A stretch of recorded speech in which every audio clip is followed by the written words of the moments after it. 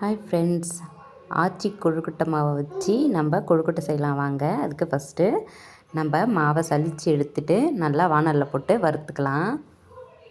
பாருங்கள், நல்லா பச்சை மாவை வாணலில் கை சூடுன்னு சொல்லுவாங்கள்ல, அந்த மாதிரி நம்ம வறுத்துட்டு அதுக்கப்புறம் அதுக்கு பச்சை பருப்பும் எள்ளும் போட்டு வறுத்துக்கலாம்.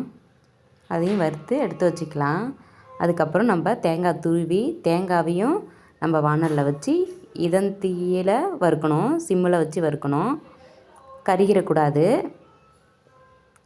தேங்காவையும் நல்லா வறுத்துட்டு அதுக்கப்புறம் நம்ம தேவையான அளவுக்கு வெல்லம் இடித்து வச்சு பாவு காய்ச்சிக்கலாம். வெல்லத்தை பாருங்கள், வெல்லம் நம்மளுக்கு ஸ்வீட்டுக்கு தேவையான அளவு சேர்த்துக்கலாம். நம்ம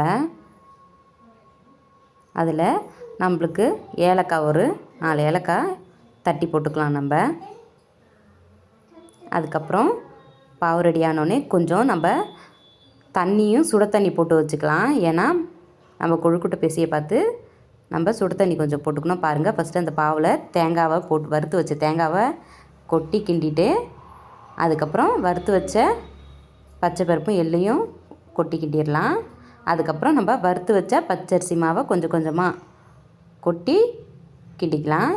இப்போ பாருங்கள், தண்ணி இதுக்கு தான் இந்த சுடு தண்ணி நம்ம போட்டோம்ல, அந்த சுடு தண்ணியை இப்போ கொஞ்சம் கொஞ்சமாக ஊற்றி மிக்ஸ் பண்ணி நம்ம இது பண்ணிக்கலாம். தேவையான அளவு உப்பு போட்டுக்கலாம். நம்ம அப்போ தான் இனிப்பு தூக்கி கொஞ்சம் ஸ்வீட்னஸ் அதிகமாக தெரியும்.